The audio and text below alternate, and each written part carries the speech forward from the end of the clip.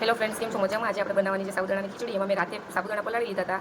1 cup જેટલા સાબુદાણા લીધા છે, લીમડો લીધો છે, બેસન વાળેલી મરચી લીધી છે, એક બટેટું લીધું છે અને થોડાક માંડવીના બી લીધા છે, જે મેં મિક્સરમાં થોડાક અચકચરા કરી નાખ્યા છે. તો ચાલો આજે આપણે બનાવીએ સાબુદાણાની ખીચડી. ચાલો તો આપણે કઢાઈ મૂકી દઈએ. એમાં 2 થી 3 ટેબલ સ્પૂન તેલ નાખ્યા છે. હવે આમાં આપણે મીઠો લીમડો નાખીશું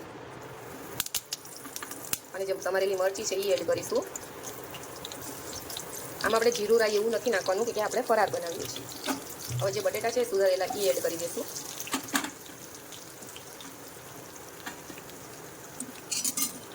હવે આને મિક્સ કરી લઈશું. હવે આને થોડીક વાર તેલમાં ખાવા દઈશું.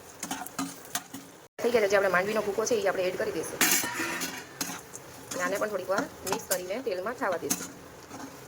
જોઈ શકો છો, જે આપણે માંડવીનો ભૂકો અને બટેટા એડ કર્યા થોડા બ્રાઉન થઈ ગયા છે. હવે આપણે જે સિંગદાણા છે એ આમાં એડ કરી દેવાના છે. હવે આને સારી રીતે મિક્સ કરી દઈશું.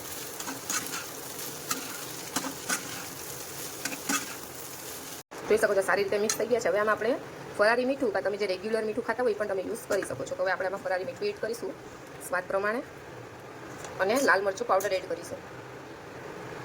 આમાં હળદર ધાણા જીરું નથી આવતા કે આપણે આ ફરાળની વસ્તુ છે. હવે આપણે આને પાછું મિક્સ કરી લઈશું.